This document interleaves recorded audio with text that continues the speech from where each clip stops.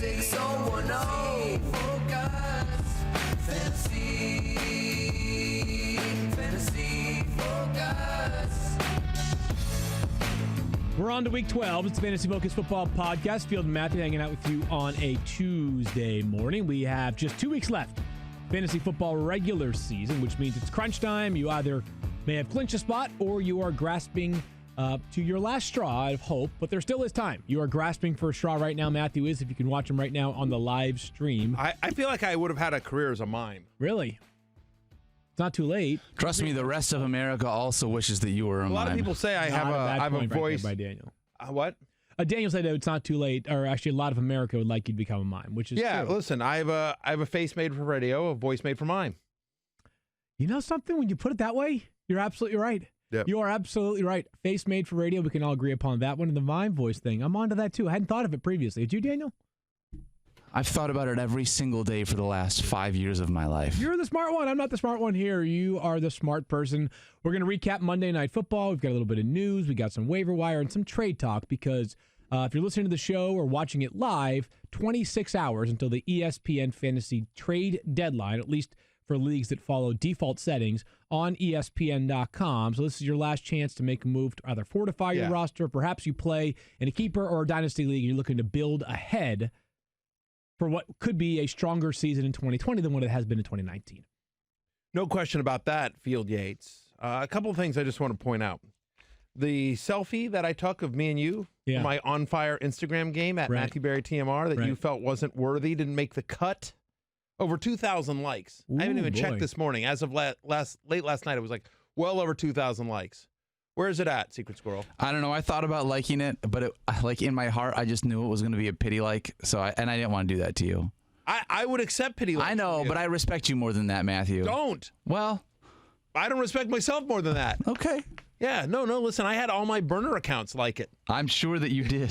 I'm sure that you did. What's it up to? I'm looking right now. What is it? What are you at Matthew Berry TMR? Is that what you are? What do you think I am? I don't know. We barely discuss it on here. Right, never heard. Matthew Berry TMR with this selfie. 3,098 likes. 3,098 likes. I just liked it, so 3,099. Oh, thank you, Secret Squirrel. There you go.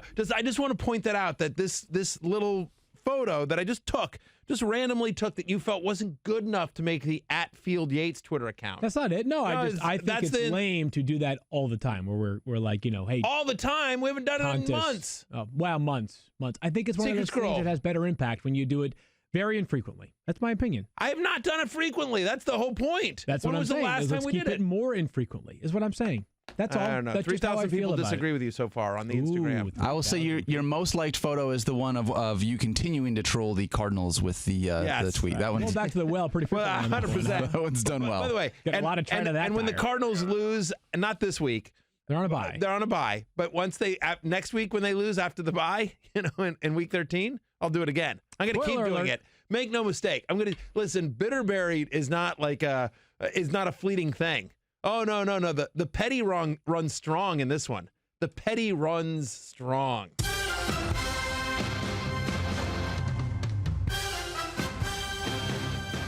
Monday Night Football on ESPN from Estadio Azteca went down last night. I believe it's Estudio. Estadio Azteca. Yes. The Chiefs win 24-17. A very weird game in a lot of ways. The Chiefs forced 4 turnovers of Phillip Rivers, 4 interceptions. Phillip Rivers was just awful last night. He had a bad day at the office. Terrible. He really did. Patrick Mahomes was saved not by his throwing, his rushing. 59 rushing yards for Patrick Mahomes, which was a career high for him, leads him to 15.2 fantasy points. Certainly not the week that you're necessarily banking on for Patrick Mahomes. But it could have been much worse. It could have been much, much worse if not for all that scrambling. If anything, by the way, it does solidify. He's all the way back physically. There's no question about that part. All the way back physically, but just to be clear, every single one of those 59 yards that he ran all came on third down. They were all extending drives. Yep. None of them were designed runs. Maybe one was an RPO, but I feel like for the majority of it was just a play breaks down. He didn't have anyone, and he just sort of scrambled for his life. Simple. What happened? It's the Chargers were playing man coverage with extra safety help, and because of that, it's a math game, right? The Chiefs have 5 players to block 5 Chargers rushers, and Patrick Mahomes was unaccounted for. He scrambled for a bunch of yards. The Chargers tumbled to 4-7. So the Chiefs going into their bye, Mahomes, whatever, he's fine. You come out of the break, and you're going to continue to start Patrick Mahomes. Can I ask you a weird question? Sell high on Patrick Mahomes? Yeah, I mean, so look at his upcoming schedule. I'm just asking you, because I think at the beginning of the season, it would have been unthinkable. Well, I can't believe you'd be even thinking of trading Patrick Mahomes for anything less than a king's ransom. Nope, it's not a crazy point at all. But this is their upcoming schedule. They have a bye this week. Mm-hmm. Then week 13, they're home to Oakland. Okay, an improving defense, but nothing that scares you, obviously. That's fine. But then you get into the fantasy playoffs. They're at New England. Yep. They're home to Denver. Yep. They're at Chicago in December. Yep. And then they're home to the same Chargers that just held them to 1 touchdown pass. And so you think about the fantasy playoffs. And so if you're sitting there and you're like, I'm in. I don't need the next 2 weeks. And Mahomes is my quarterback. Do you trade Mahomes for help at other positions? You downgrade a little bit, quote unquote, at quarterback. But where do you think at New England, home to Denver, at Chicago, and then if you play in week 17, home to the Chargers, where do you think Patrick Mahomes winds up in those 4 weeks in terms of a points per game basis? Somewhere between 2 and 10. Right. I know it's a wide range, but still, I don't think he'll be the number 1 quarterback in fantasy. I think Lamar Jackson will be that player. I agree. I think it's possible he could be number 2 because he's Patrick Mahomes. I agree. I also think it's possible that he could have a lot of weeks of somewhere between 16 to 20 fantasy points as opposed to 25 to 32 fantasy points. Third healthy game this year, Monday night, where he failed to throw multiple touchdown passes. Correct. Now, listen, a little bit unlucky, obviously. They got in close, and Darrell Williams and LaShawn McCoy both run them in, and we'll talk about the running game here in a second, but I don't think it's a crazy idea. I wouldn't just sell him, but if you could get kind of a king's ransom, or you could get, a significant upgrade at other positions and not much of a downgrade at quarterback for Patrick Mahomes, especially to somebody that may need him in week 13 against Oakland, I'm certainly open to doing that deal and I wasn't 6 weeks ago. Well, I think the point is well taken for a lot of reasons. By the way, there are... Especially, by the way, we don't know how serious Tyreek Hill's hamstring injury is. We'll get to that in just a bit, yes. But if Tyreek Hill were to miss more time, that certainly downgrades Mahomes a little bit as well. And, of course, that's something that the person who would be considered trading Patrick Mahomes is thinking about. We've been talking about this, though, in a few different places. Fantasy Football Now has been brought up. Mike Clay's talked about it on several occasions, both on the fantasy show and here on the podcast. The idea of selling high on these Chiefs pass catchers just because the schedule is rather onerous. An example of something. Let's say, for example, there's somebody in your league who has Dak Prescott. Okay. And is nervous about starting Dak this week and is saying, you know what, I think that Mahomes would be an upgrade. I'm not going to play Dak anyways this week against the Patriots, but maybe I could have Patrick Mahomes and stream this week and have Mahomes for the rest of the season. If you could trade Mahomes for, let's say Dak Prescott and a usable piece elsewhere, that's a deal I would consider right there. 100%. Dak has been awesome. That's just one example. Let's get to the running game, though, because all kinds of weirdness happened again last night with the Chiefs in the backfield. Damian Williams got hurt after just 2.3 fantasy points, but... So even before that, though. No, but hang on. Before that, LaShawn McCoy active. A week after being a healthy scratch, LaShawn McCoy... And a week after being a healthy scratch, and the news coming out of Kansas City, at least initially, by a bunch of reporters, was one of the reasons why LaShawn McCoy was a healthy scratch was the improved play of Damian Williams, that he was healthy and wanted to get Darwin Thompson more involved. And so now you fast forward to this week, where LaShawn McCoy is active, Darwin Thompson is a healthy scratch. And then we start the game and Damian Williams immediately gets banged up. Right. Oh, not immediately, but, fairly soon into the game. Damian Williams gets banged up, but, as I was going to say, LaShawn McCoy was already going to have a role in this game, regardless of what happened with Damian Williams, and McCoy winds up finishing with 29 rushing yards, plus 4 catches for 28 yards. Now, McCoy tried as hard as he could to fumble again last night. The ball actually was dislodged from him as he was carrying around the 6-yard line. It happened to bounce right back into the cradle, so he got lucky on that occasion. It may not have mattered because at that point, Damian Williams had already left the game. LaShawn McCoy, though, 15.7 fantasy points.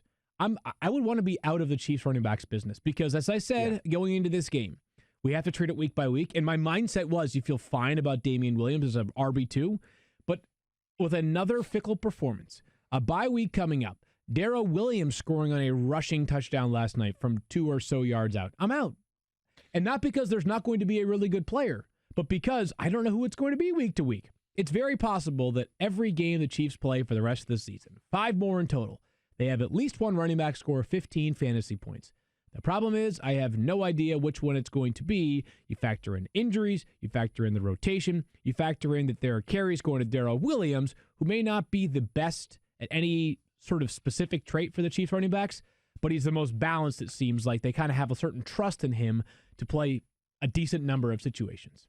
Yeah, and I think, look, if you're in a deeper league, you're a little bit desperate and you can carry someone through the bye and you miss the Bo Scarbrough and the Colts running backs, and we'll talk about all those guys coming up in waiver wire field, but I don't mind adding Darrell Williams because we just don't know. We just don't know. Look, LaShawn McCoy, to your point, like LaShawn McCoy got run just because he was like the only guy, but he didn't play well. He cashed in the touchdown, but he didn't play great. There was nothing about this performance last night where you were like, oh, this is LaShawn McCoy's job going forward. Oh, it is back being the LaShawn McCoy show. So yes, I mean, listen, and Damian Williams, who has struggled, listen, Darrell Williams and the time in which he was the starter, when both McCoy and Damian Williams was out, was productive. And so I don't mind taking a flyer on him, again, if he's free, but you're going to have to hold him through the bye, but you certainly love that Week 13 matchup against the Raiders if Damian Williams were to miss.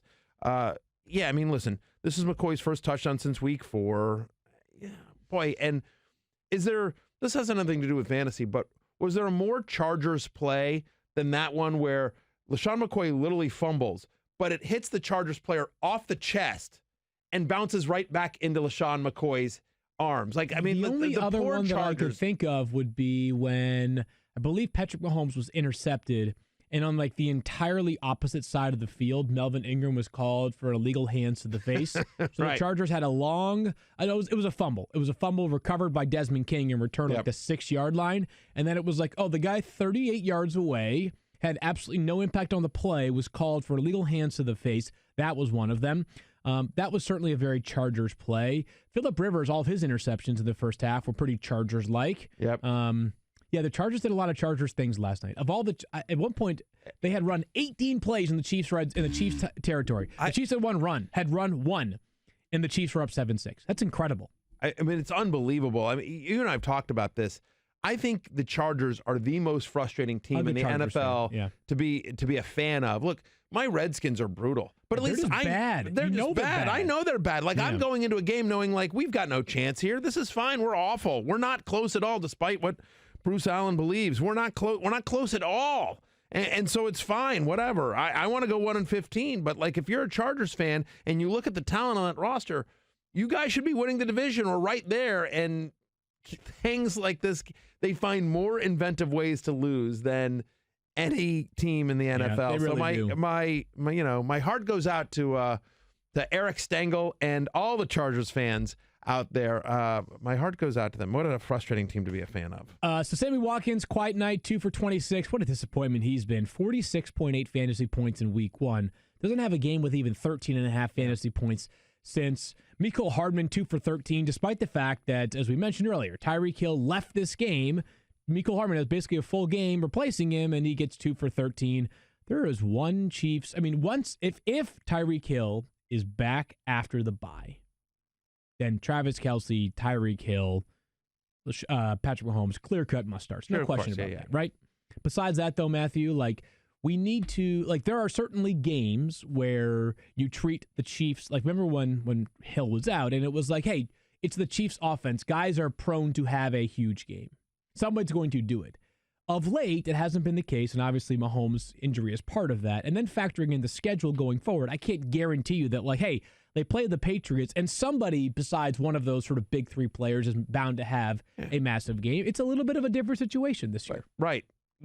Could it be Sammy Watkins? Sure. Could it be Mecole Hardman, Byron Pringle? Yeah, sure. DeMarcus Robinson? Yeah, of course. There's too many good players, though. Right, exactly. And listen, and that's sort of the genius of the kind of play calling that Andy Reid does and the offense he runs. But, yeah, just a very frustrating game all around, unless you had Travis Kelce. If you remember on the show yesterday, Field, we talked about the fact that in the show league, which is so for the fantasy show on ESPN Plus, we have a league of myself, Secret Squirrel, and all the producers, you know, that put that show on. And so in that league, Secret Squirrel and I are tied. We have the same record. And going into last night, he had Keenan Allen and a 30-point lead. He had 30 points and Keenan Allen. I had Hunter Henry, Tyreek Hill, Damian Williams. And we put that poll up, who's going to win going into last night.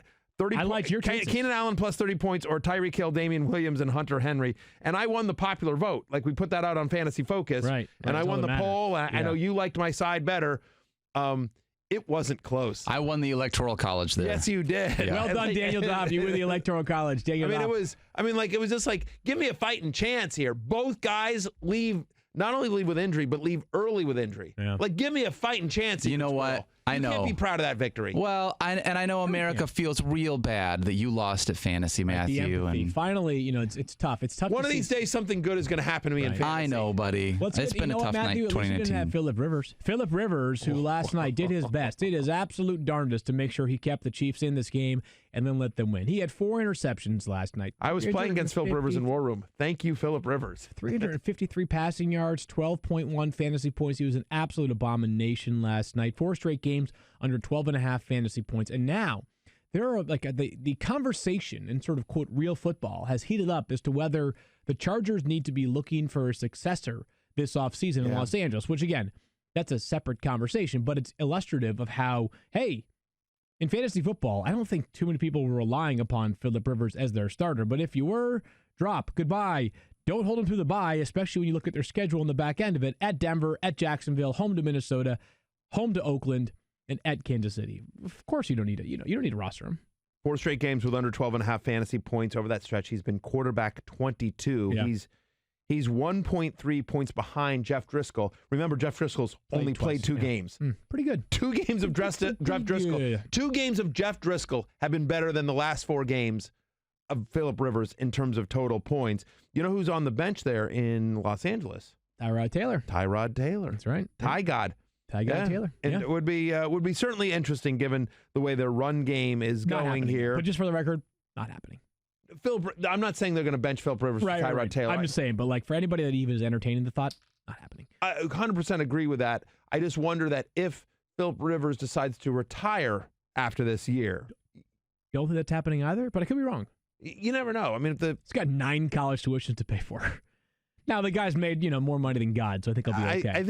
I think he'll be okay. I mean, listen, I think he's a Hall of Famer, and he's going to have a.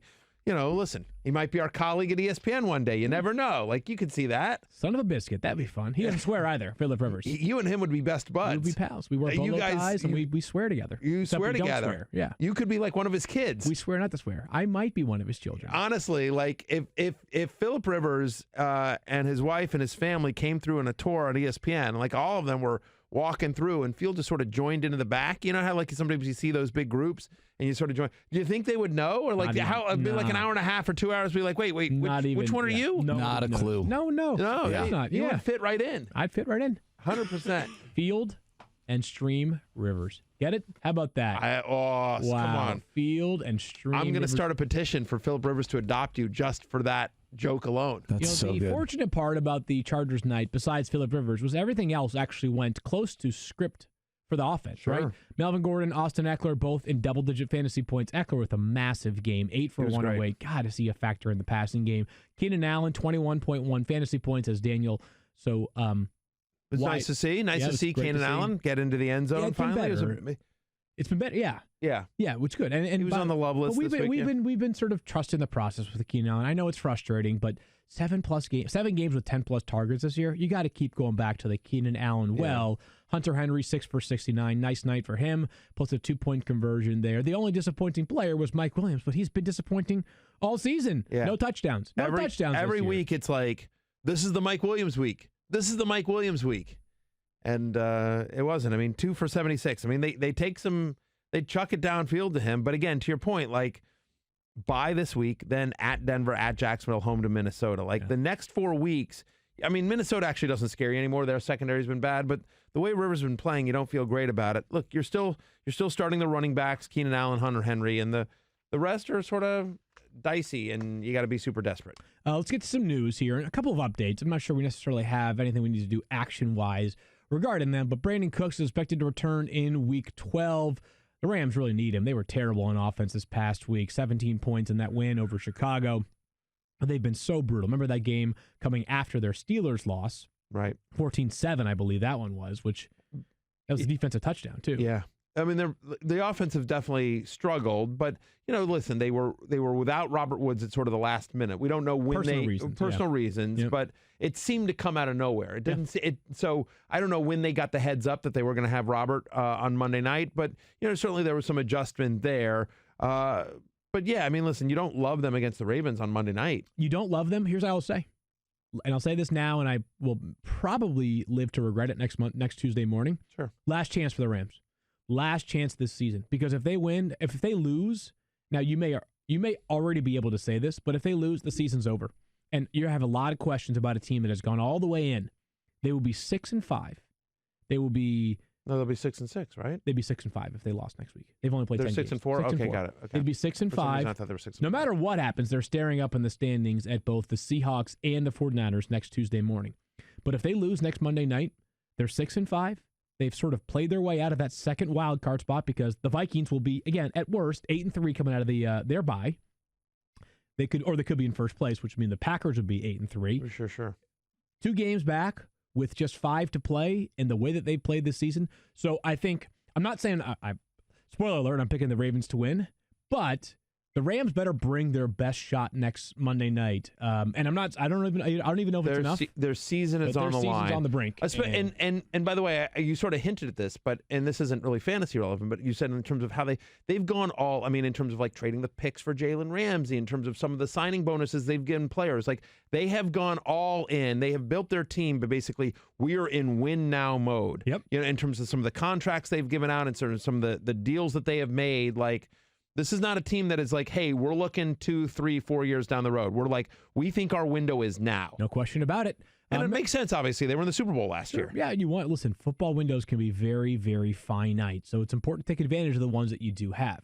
Matthew Stafford is still week to week. How big do you think the window? I feel like the Redskins have a window of 30 years. We're like on a 30-year plan.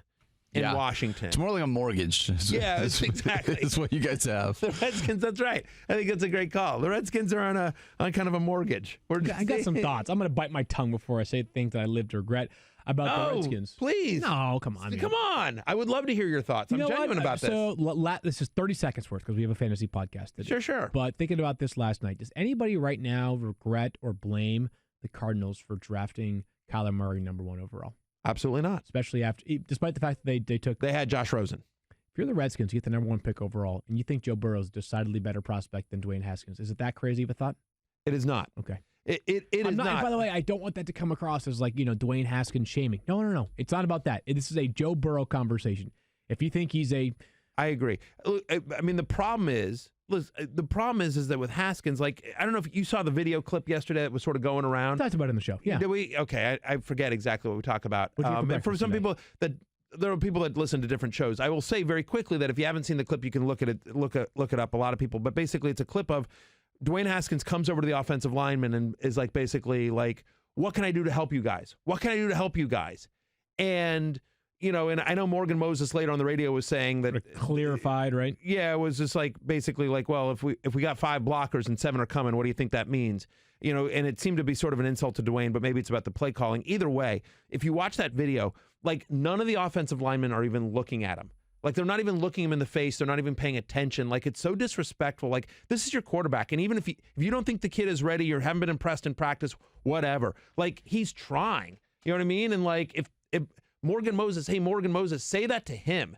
I know you think he should know that as a professional quarterback in the NFL. I get that, but I don't know. It's just such a dysfunctional franchise, and it's so awful, and it's the complete opposite of a damn good culture. It's a damn awful culture, and I just thought that was they're not even trying for the kid, and so I think that's a long way of saying. I agree with you. That's a Burrow conversation, but it's a long way. I will just say this. I think it is too soon to write off Dwayne Haskins. I don't think it is fair. He's been thrown into an awful situation, a dysfunctional franchise with no talent around him, very little talent around him, Matthew, I would say. Yeah. Really quickly. Yeah, what do you got? You said the D word twice. That's 2 swear jars. Damn's not a swear word. No, that's three. That's three not now. A swear word. Well, I'll tell you what. Mama Dop's going to weigh in the Twitter feed. She'll let you know whether or not it is or it isn't. How about that? Dot Mama, and I want a poll. That's not a swear word. Well, we can't put it on the poll because that's a swear, and you can't swear that is on absolutely Twitter. not. And a then swear. Kyle would have to do it because he wrote it out on Twitter. That's right. Yeah. So I'll put this out. Put this out then. Is this a swear word? D. And then like 3, like a asterisk. Okay, we'll do that. We'll do that. Until we get the money, I need $3 in the swear jar, Matthew Berry. I'll Venmo you. But yeah, you know what? Matthew did actually Venmo me. Did he really? He Venmo me $1 last week. I did. I love it. Said I would. Just Venmo me $3 now. I will wait. I'm going to wait till the poll. All right. Because I would do it if I'd swore, but I haven't sworn. In my own opinion, again, and now I'm 5 days into this, I am not using the word that a beaver often sleeps in. But I'm just telling you. I get it. I'm just telling you. In that context, by the way, there's no N at the end of that one. So when you're describing, it's also, by the way, it's a quote. I'm allowed to use it when I'm quoting. I don't want to misquote Bruce Allen. Bruce Allen said it's a damn good culture. Oh, now quote. Matthew puts on his journalist hat, and all of a sudden he can do it. I'm Big J journalist over here. Did you watch what happened when Patrick Mahomes was picked off last night? You see what he said? What did he say? Can I quote it, Daniel? Is that going to get me fired for just quoting a swear word? Well, it depends on which swear word it is. It's an F word. Well, Matthew said it's a quote, so I can say it, right? I don't think so. I think you can. Okay. Well, I think you can. I think you That's absolutely not going to cost me $1. It's going to cost me my job. Yeah, it's going to be more than that. On that one. Matthew Stafford's week to week. Wait. You make more than $1? Wow. Ooh, shade. Wow, nailed that one off the top rope. Matthew Berry, go Instagram Live that one right there. Matthew Stafford is still week to week. By the way, I love on Twitter whenever somebody does like some lame insult like that, which is obviously a very, very lame insult. Like if we had that exchange on Twitter, like there'd have been like 20 people that would have replied with a GIF of, there's a bunch of kids and there's one guy that that does that kind of thing. Like it's a bunch of teenage kids. It's a very popular GIF. You know the one I'm talking about, right? Yeah. Right. And got the glasses on with the hoodie. Right, the glasses, right, exactly. And it's just they all react to some amazing thing. And I'm always just like, come on, people. Like anyway, like that drives me crazy about Twitter is like that GIF. Whenever there's like the lamest insult. Or like if you have something like if Daniel tweeted something, like Daniel and I are very obviously close friends, right? We work on this show together. We work on the fantasy show. We are. And so we're certainly, we're reasonable. We're reasonably close. We're friends. workplace proximity associates. Yeah, exactly. Yeah. We're friendship adjacent. So anyway, but my point is like, so Daniel might say something like, "Oh, I really like whoever, blah blah blah," or even like using a better example, like you and I will have fun on Twitter each other. Hang on, you and I will have fun on Twitter all the time. We're going back and forth at each other. And most people get the joke and go along with it. But anytime you and I interact, there is always like a handful of people that immediately reply with a GIF of like Jon Stewart eating popcorn, or like there's a couple of different Michael Jackson eating popcorn. Like there's a couple of like I believe it's Stephen Colbert eating popcorn, isn't it? There's one there, and there's another one that I don't know that's a kid slumped in a chair eating popcorn. I don't know who that is, but there's another guy that's just sort of leans back and eats popcorn. And I'm just like, anyway, that one drives me crazy too. The eating popcorn, like, oh, here comes something like, and you're just like, I'm trying to be nicer to you on Twitter. After I give up swearing, I'm going to give up trolling Matthew on Twitter. I don't believe that will happen. It's going to be a long time before that happens. I don't believe that would happen. Let me know what the. Let's get to the last few pieces of news. And Matthew Stafford still week to week. Jeff Driskel would start, obviously, against the Redskins. Remember, we have Patrick Mahomes plus Kyler Murray plus Kirk Cousins, who's been good of late on bye. So you could be looking for a starting quarterback this week, Matthew. You also have Dak Prescott facing the Patriots. Tom Brady's been cold of late. Carson Wentz has been cold of late. A lot of reasons to be looking at other quarterback options. I think Driscoll's on the streaming radar. I mean, obviously, stating the obvious here, 45 points over his past 2 games. The Redskins just let the Jets go ham on them. So, yeah. They did. 100%. No reason to believe he can't have a darn good day. See what I did there? Darn good day. Darn good day. There you go. I see what you did there. I agree with you on Jeff Driskel, and our ranks will come out a little bit later today, and you'll see where Driskel ranks in terms of that. But yeah, Driskel has been terrific, right? I mean, in terms of his fantasy production, he gets some with his legs, and you can't ask for a better matchup than my awful phoning it in, don't care about anything Washington Redskins. Two more pieces of news, by the way. Devontae Freeman's trending up. I think we'll just stand by here, guys. Obviously, we'll figure out whether Devontae Freeman even practices on Wednesday. I think actually I saw the exact same term. Devontae Freeman, trending up. Austin Hooper, trending up. We'll see whether either of those players actually plays on Sunday against Tampa Bay. And then we'll dive into the matchup because the Buccaneers, as we know, have been rock solid against the run. And Freeman has been average as a runner so far this season. One more here, Matthew. Yeah. And by the way, if Freeman doesn't play, you can't feel good about Brian Hill, given the matchup and what we saw last week. No question about that. Brian Hill. Another conversation about him after yesterday's show. Just kidding. Darius Slayton, Matthew, you want to talk about him because we got news yesterday that Sterling Shepard was back to being a full participant in Giants practice. Now, important to note, he has been there before.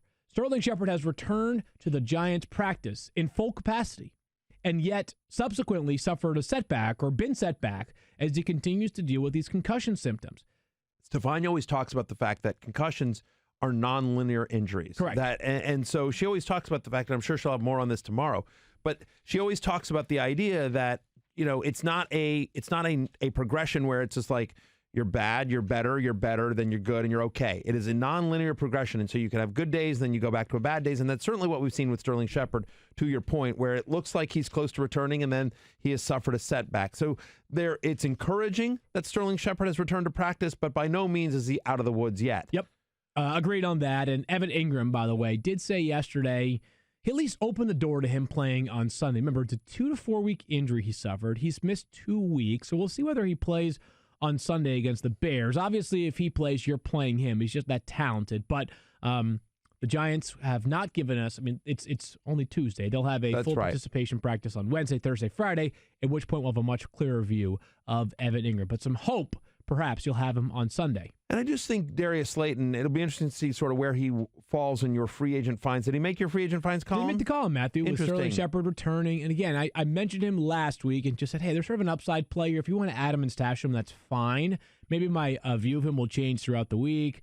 With Shepard at least in the picture, the fact that Darius Slayton is like super big play dependent right now against the Bears, maybe I'd give it one more week before I dive all the way back into the Darius Slayton pool. 2 different games of 19 or more fantasy points from weeks 8 to 10. He was one of only 7 wide receivers to have multiple games that high, which is really nice. And Thirsty Kyle throws up the screen and notes that over the last 5 weeks, Darius Slayton has run a route on 89% of the Giants drop back. He's had a 17% target share over that stretch. So that's all very impressive, but then you think about weeks 3 through 5 when Sterling Shepard was active and in the lineup, he was wide receiver 37 in terms of total points. So I think he is very Sterling Shepard dependent. If Sterling Shepard is ruled out for this game, and you don't love the matchup with the Bears, but don't love it at all. I do think Darius Slayton, I will just say that from the eye test, the kid can play.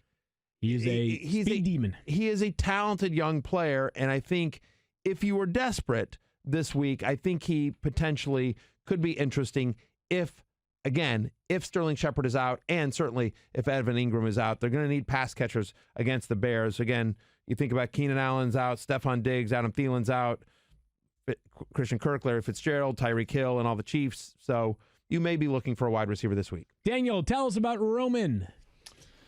So here's the deal, Field. Okay. Talking about erectile dysfunction isn't always easy. It's not at all. Usually we just brush it off or blame ourselves, saying Feels things like it's easy for you. Feels like it sort of rolls off the tongue for you. I see what you're saying there. Or we avoid it altogether with excuses like, man, I had a long day at work, or sorry, honey, I'm just not feeling it tonight. But with Roman, it's easy to talk about it. It really is. With a real doctor who can prescribe real medication. It's simple, safe, and totally discreet.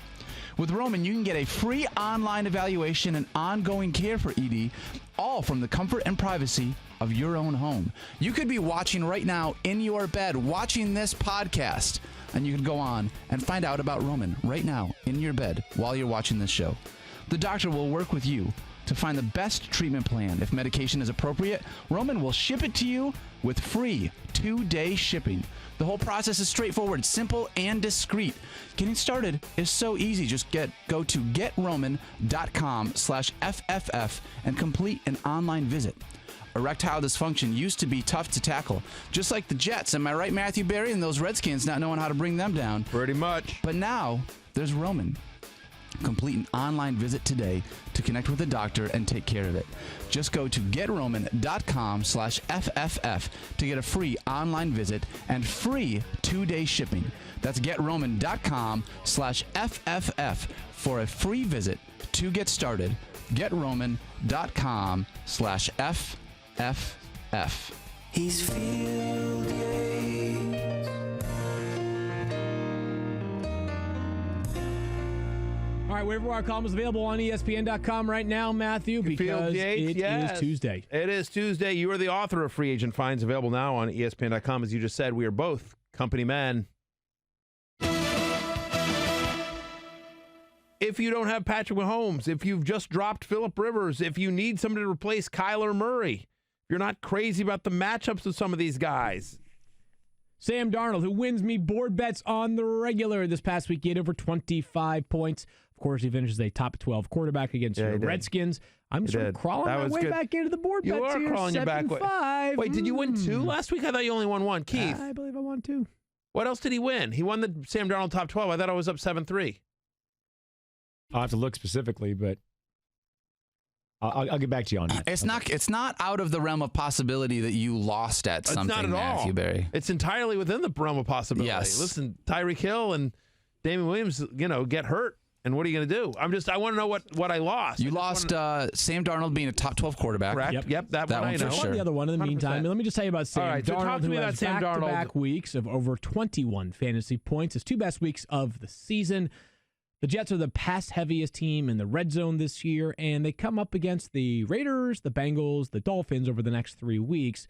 So this might not just be a one-week investment. I know the Raiders were a little bit better defensively last week, but they're still searching for answers. They are impressive as heck, but signing guys like Preston Brown off the street, they're doing a lot of late season or mid-season retooling to that defense. I think Sam Darnold and the Jets, who are playing with confidence, have a chance to do some damage on Sunday. Game is at home, and I believe at 1 p.m. as well. Don't like those West Coast teams coming all the way across the country and playing early.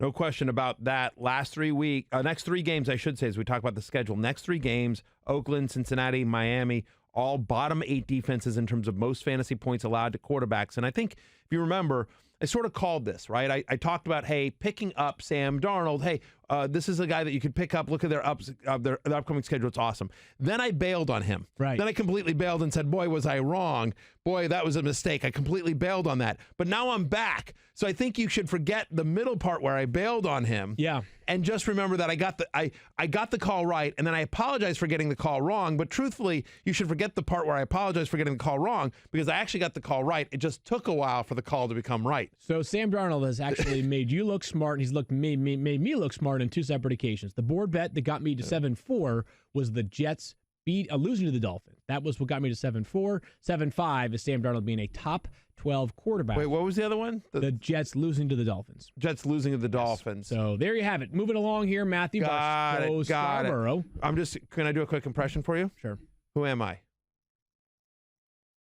You're Sam Darnold in a GIF. I'm Sam Darnold in a graphic, or a GIF, Well done, right Monday Night Football. There you go. That's what I should have gone for as Halloween. I should have just worn a Jets uniform and just done this all the time. Yeah. All right, moving along. A couple other here to mention, and I would actually prefer Jonathan Williams for my running back ad of the week for the Colts. Mike Wells, who sent me a message this morning, he covers the Colts for us at ESPN.com, and felt like there's a chance he's going to be a real factor for them for at least this week, because Marlon Mack, we heard yesterday, is not just going to be just Thursday night. He could be out for a while. Marlon Mack could be. So, it's a broken hand. Stefon, you'll have more on that. But Coach Frank Reich said Jonathan Williams, Jordan Wilkins, and Nyheim Hines will all be involved, but sounds like from Mike, who covers the Colts for us, does a great job, feels like Williams, at least this Thursday on a short week, is the guy that'll get the majority of the work. Yeah, so Williams, the guy to keep in mind for sure, but both Scarbrough for the Lions, available in 100% of leagues. I don't love the idea of investing too much in the Lions backfield because of the fact that, heck, they have had such a carousel of players there. I know. But 14 cut to a bunch of people that just blew all their fab on Ty Johnson 3 weeks ago. Seriously, 14 carries for 55 yards and a touchdown this past week for Scarbrough. Deeper league, especially if you play in non-PPR scoring, he'd be a name to keep in mind. Another wide receiver that's on my list this week. Listen, I mean, there's a pedigree right there with Scarbrough. I mean, I think people are like, wait, who is this guy come out of nowhere? But this is a guy who averaged over 5 yards a carry at Alabama, 3 years in the SEC. You know what I mean? Good player there. Yeah. again, I guess we're eschewing some of the names that I really like because we talked about them so much already. But just real quickly, you can just throw them out there. Deebo Samuel, we talked about yesterday on the show a lot. And then Devontae Parker, right? We talked about him yesterday as well. I don't know how much more we have to say about Devontae Parker. Get him up over the 50% threshold. The guy has been an absolute stud for the Dolphins for quite some time. And again, the Dolphins have to continue to throw the football. I know they've been pesky of late. They've been better of late. But Devontae Parker, the clear number one target for Miami. But Randall Cobb also on the list. We talked about him yesterday during the show.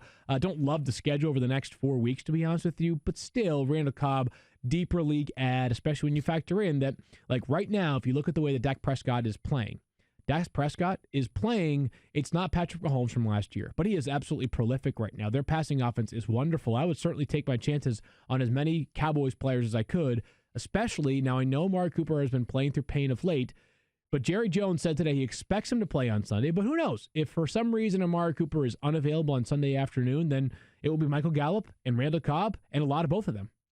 It's been nice to see Randall Cobb, who, was a fantasy star for the Packers for so many years. And then the last couple of years, injuries have sort of derailed his NFL value and his fantasy value as well. And look, he certainly had a slow start to the season fantasy-wise, but last 2 weeks, he's been nothing short of terrific. And this is amazing. This is an amazing stat that Kyle pulled. Okay. Not Michael Gallup, not Amari Cooper.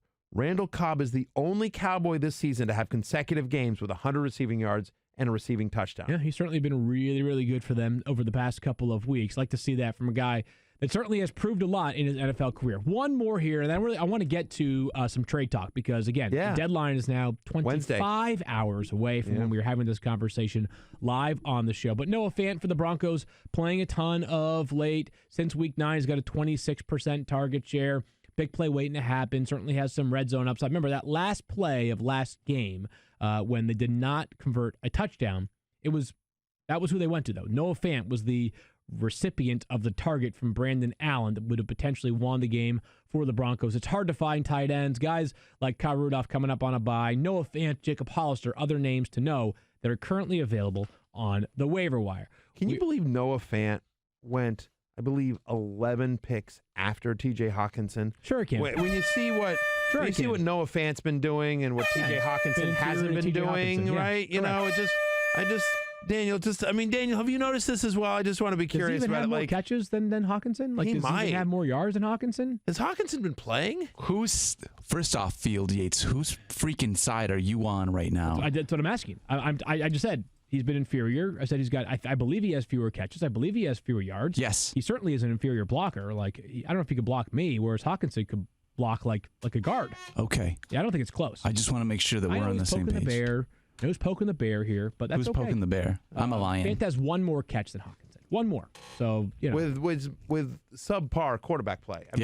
Hawkinson's had Matthew Stafford for the season. You know what? And Noah Fant had like Joe Flacco and Brandon Allen. Matthew, listen, you're right. And there's no one that I would trust more on sub-quarterback play than when you talk about it, because I know you are a pro. He certainly knows it well. All right, we'll take a quick break. And we're going to come right back and talk about players you should consider trading for and players to potentially trade away. Sell high on these guys before tomorrow's deadline. The trade deadline in ESPN Fantasy Leagues is this Wednesday, November 20th. So, time is running out. And before you trade, there are 3 things you need to know. Number 1, sell names, acquire production. Fantasy football is the ultimate what have you done for me lately game.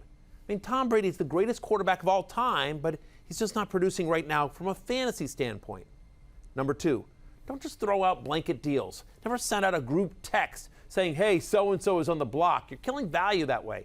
Assess all the teams in your league, figure out who you want to trade and who you want to acquire, then try to get that deal done first. And my biggest trade tip, especially this close to the deadline, use this thing.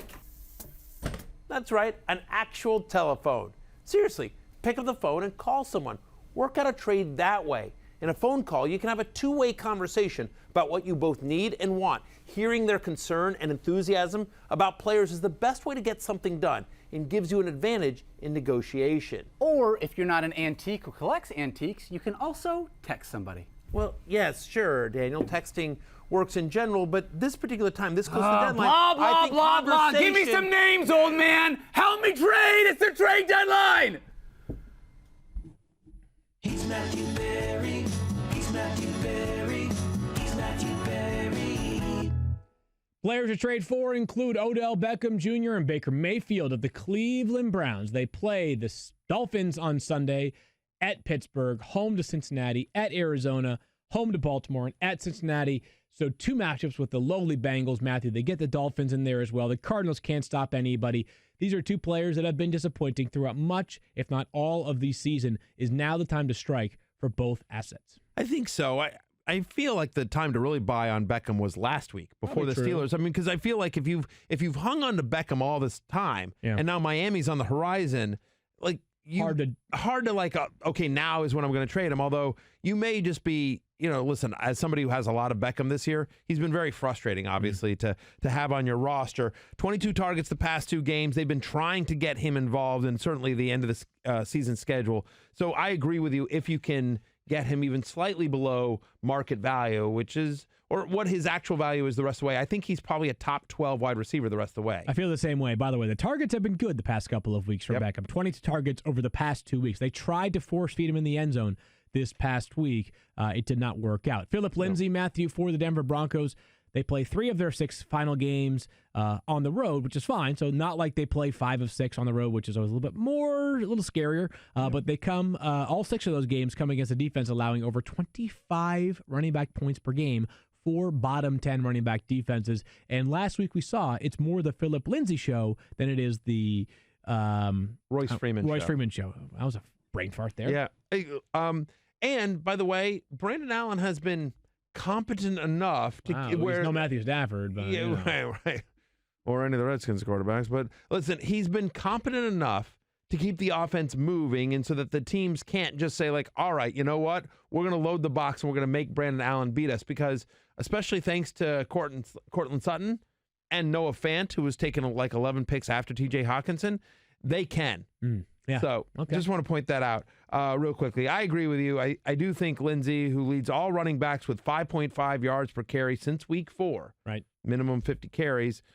Lindsay, I think, is somebody that probably wouldn't cost that much to acquire, just because he's just not a sexy name. He's just not somebody that people are like, excited about. But I do think the rest of the season schedule sort of lays out nicely for him to be kind of a, a mid to low end RB2, whereas I think his current value is probably perceived as kind of a flex play. You're always looking for players that are trending up, and Fantasy Trends is brought to you by TD Ameritrade. DJ Moore of the Carolina Panthers, his schedule includes 3 of his next 5 games coming against a bottom 5 defense in terms of completion percentage.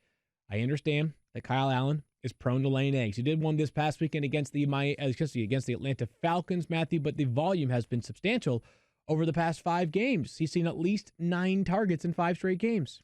And what was nice about the Kyle Allen game, as bad as it was, like it was brutal, and the Falcons defense played lights out.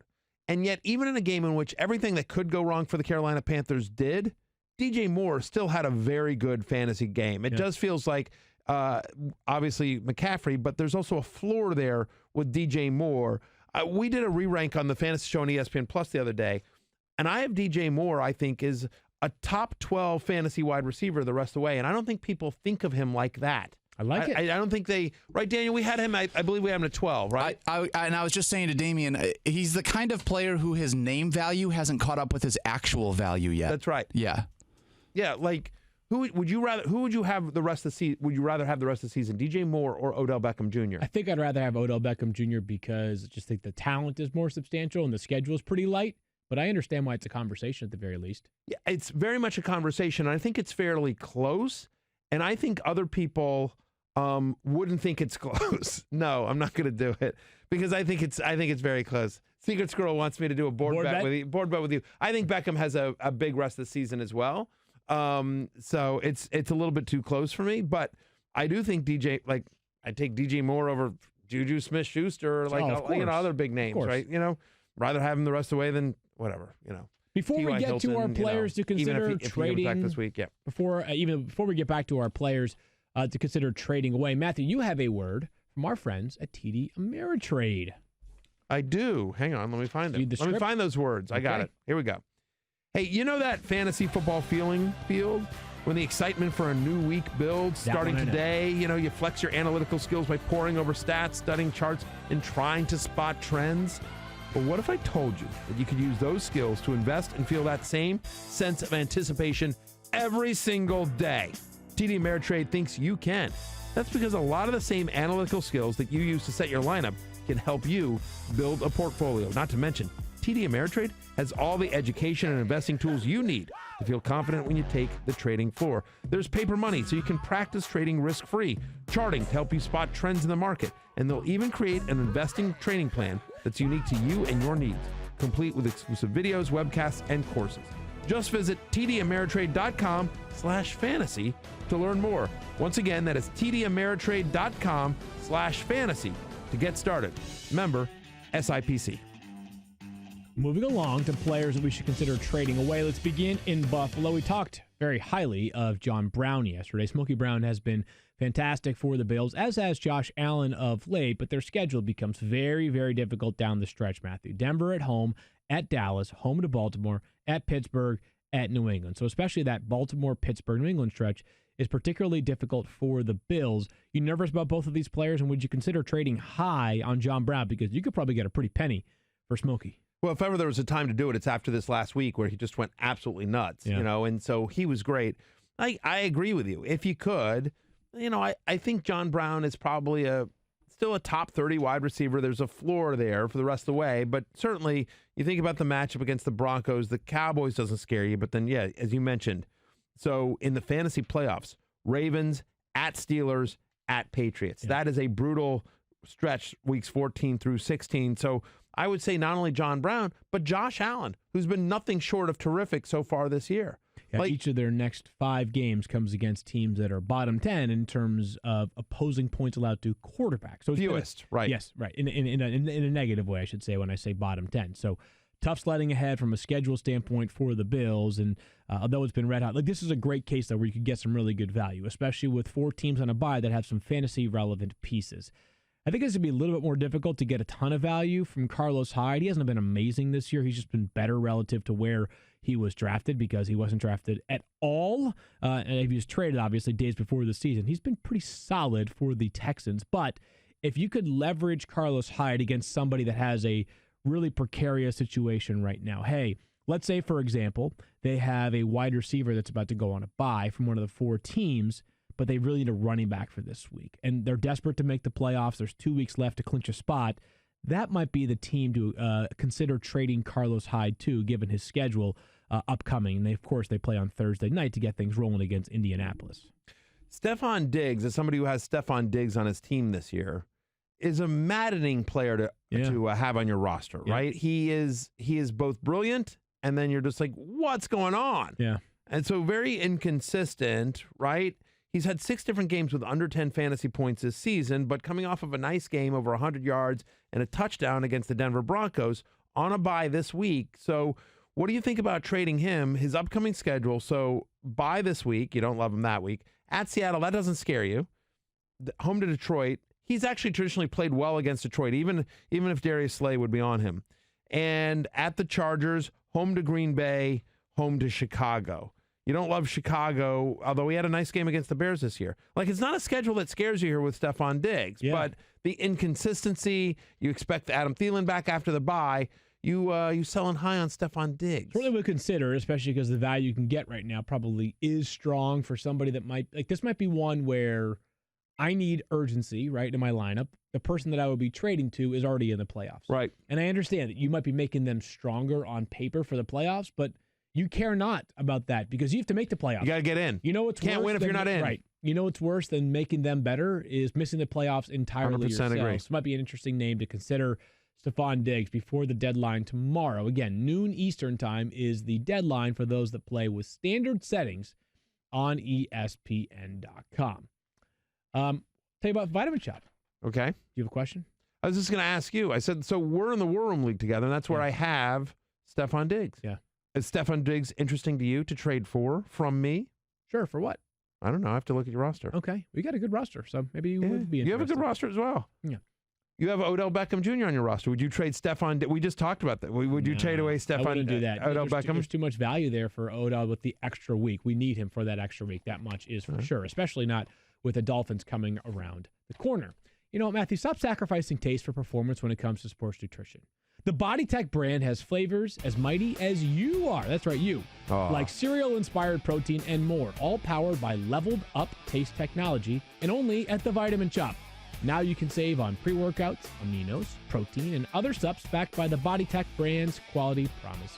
Use code ESPN2019 for 25% off your purchase at vitaminshoppe.com or in store until November 30th. The Body Tech brand. No limits. Offer cannot be combined with other coupons. Not cool Keith, not cool Keith, not cool Keith. Lives rocks. Hey, guys. Keith's back. James wants to know, bear with us on this one here. He says, I have Dak and Wentz at quarterback. He says, should I play the matchups or go for roster depth, getting a running back handcuff or an RB or an upside wide receiver? So he would be dropping Wentz. So are we okay dropping Wentz or trading Carson Wentz? This would be a drop situation or trade, but assuming a because you may not be able to get anybody for Wentz. It's hard to say. So I think the question, I'll put it this way. I think the question is, are you comfortable, because we know their schedule gets tougher, are you comfortable just starting Dak Prescott, because he's also got Wentz, so he could play the matchups going forward? Yep. Are you comfortable dropping Wentz and just saying, whatever, I'm rolling with Dak the rest of the way, and I'll use that extra roster spot for some running back depth, wide receiver help, whatever it may be? Yep. And without knowing the size of the league, I would say, yeah. You would roll with Dak. Dak. I'd be okay with it. Wentz has not been good this year. I know. Fantasy-wise. I might. I know their schedule feel gets differently. Tough. Okay, interesting. I'd keep Wentz just in case Dak and the Cowboys hit the skids a little bit. Just in case. Because what you're talking about is not dropping Wentz for a player that's going to immediately help you. You're talking about dropping Wentz for a player that could help you. And so could Carson Wentz. So I think I would stick with Carson Wentz, hoping that someone like Alshon gets healthier. And their schedule does lighten up. It really does for Philly. Their back end of their schedule is much more favorable than Dallas's. That is a tough one. Hat wants to know if your keeper. I suppose it depends ultimately. The two caveats there, and it's always hard to know when you have questions like this. But the two things I would ask is, number one is, what size of league? Is it a 2-quarterback league? Is it, is it 12? I would assume it's a single quarterback league and it's like a 10 or 12 team league. So in that scenario where there's going to be viable streamers on the waiver wire, if something were to happen to Dak, then I think that's okay. And so I think it depends on sort of what's the available player pool at quarterback in that league, what's their scoring like as well. So I assume it's a redraft league as well. So anyway. Yeah, context is always so depends hard. on who you would drop them for. Like if you, I'm making it up, but if you had Dalvin Cook as well and you had to drop him for Alexander Madison, 100%. But if you're just dropping him for whatever, some flyer guy, then I think I lean more towards Fields' point of view. Yeah, Hat wants to know if your keeper/dynasty season is over, as in you're out of the mix, what is acceptable in terms of tanking for draft position when setting lineups for the rest of the season? Starting injured or bye week players, benching stars, etc. I hate starting injured or bye week players. I think it's like a total lack of integrity for the game. And so along those lines, when you're asking about like benching stars, it's slightly more acceptable in my mind. At the same time, like I think there's some karmic retribution that will come back and bite you. So I just go out there and play my best lineups every week. I think my motivation will be more towards making smart trades for the future. That will be my motivation, more so than just setting bad lineups. I agree with that. I would say in general, by the way, there needs to be some system in place to prevent exactly that. Because the thing is that let's pretend we had a league here, and let's say, I don't know, I'm making it up, but let's say, Field, you were like in last place, or like you were a team that wasn't going to make the playoffs. Highly unlikely, but let's play along with that. So let's pretend you're a team that your team isn't going anywhere. It's got some real issues. Sure, but anyway, my point is with most points scored as well. Most points scored. Yeah. But I'm actually probably in second. And I've also had most points allowed because I've had some bad luck. Yeah. Yeah. Right. If you can't complain, it's not a real scenario. Thank you. Exactly. Yeah. Good point. You know me so well. So let's play this out. Let's say I need you're in last place or whatever. You're a tanking team, and and you are playing Daniel. Daniel and I are competing for a playoff spot. I want you to beat Daniel. I need your help to beat Daniel, right? And so even though you're out of it, your matchup still matters to the league, right? And it's not fair to me, and it's not fair to other people that would be competing with Daniel for that playoff spot if you're just throwing in the towel. So I think it's important to have rules like this. I will tell you one rule that I've had in dynasty leagues that I think is very helpful is that first place, the number one pick, goes to the first place outside of the playoffs. So say 4 teams make the playoffs. Whoever finishes 5th gets the number 1 pick. Whoever finishes 6th gets pick 2, and then you go on down the road. So you're encouraged not to tank. You want to finish as high as possible. I always think that's a very good rule to do. Having said that, if there's not a rule, I'm not against it. Like, I agree with Field. I feel like you should just karmically, you should always try to win because it matters for the rest of the league. But if you're okay with sort of the fantasy gods being angry at you, if you're thumbing your nose at karma, if it's not in the rules, I don't have a problem with it. I wouldn't do it, but I understand somebody wanting to do that. Also, I think this is one of those scenarios where, like, if you're in a dynasty league and you have a group of people that are doing multiple years of the same league, like, there should be rules. Like, this is one of those things where if there isn't one, your commissioner needs to make sure that there is something established so that everyone understands what is and isn't fair, if there's punishments, all that kind of stuff. And you should do it, like, in person, like either have an off-season rules meeting or or something before the draft. Conference call. Not like or conference call, anything. Not what like Daniel does. Oh my Daniel gosh. sends these emails like in the middle of the winter when no one's paying attention, in the middle of summer. Like hey guys, are you okay if we start the playoffs? Summer? I don't know. Like our dynasty league that Daniel runs, like the playoffs start in week 12. Like, I don't know, it's insanity. The rules he made up, and he's just like, I sent these emails, no one responded. He sent them like the 4th of July. Starts this week. Like anyway, Good to so know. it's No, I understand. it's brutal. Keith. Yeah, you're like the Bruce Allen of our fantasy league. Yeah, you are. No, you are. That's absolutely not true. It's absolutely not true. One more question from Keith. What do you got? Yeah, David wants to know, Kenny Golladay is a top Them's blank. fighting words. Go ahead. Sorry, Keith. Go ahead. Just angry at Daniel. There's a surprise. Yeah, our friendship's over. We were very close, and now he's dead to me. David wants to know, Kenny Golladay is a top blank wide receiver as long as Stafford is out. 25-ish? I think that's right. 25-ish? Yeah. Do you think that you would buy low on him after this like really poor week that he just had, or do you not think that there's enough value with Jeff Driskel? I guess I would say top 20 just because their schedule gets better. I certainly love him against the Redskins this week. Driskel's been, again, like he's been okay. He hasn't been great, you know what I mean? But like he's had flashes, and Galladay's had one good day. I mean, Marvin Jones had a good game last week. Golladay had a good game the week before. I'm always going to bet on the talent. I would say top 20. I know you said top 25. Say top 20, but we both think he's a wide receiver 2-ish. Ish. Yeah. I'd say ish is a fair descriptor of that. On Wednesday, we'll continue. Are you benching Kenny Golladay? Is there a scenario where you would bench Kenny Golladay? Not this week. Right, obviously not this week, but I'm just in general. If Matthew Stafford would have missed the rest of the year, if they pivot again, if they totally stumble this upcoming week, and you've got other reasonable options, then sure, I'd consider it. Yeah, I would. If I had Luka Doncic in my lineup, like I would definitely bench Kenny Golladay. That's not even the right sport. Alrighty. Tomorrow we have rankings chatter, plus we'll be breaking down the pins above replacements. They are playing one of the top teams in ESPN's Fantasy Bowling League. I don't know. What do we call it? We're just taking on Keith. That's all that it is about it. Is that really what you guys do on Wednesdays? You talk about the bowling league? Oh, thanks. Oh, you don't listen? I don't. Oh. Well, then maybe you'll have to listen tomorrow to find out. No, you don't do that either. No, I don't. I download. I'll start downloading. Mike Clay, Star Fire Bell are in. We will have some trade deadline recap and all kinds of news on the injury front and so much more. Talk to you guys then. Peace out. It's a Bill Barnwell world that we're living in. He's got the best pod, and the world should be listening. How's that taste, Matthew?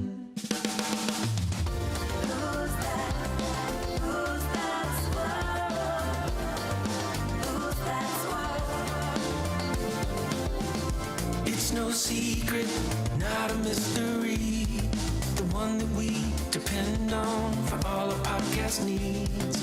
Graduate, Full Sail U, Alliance fan through and through with the hip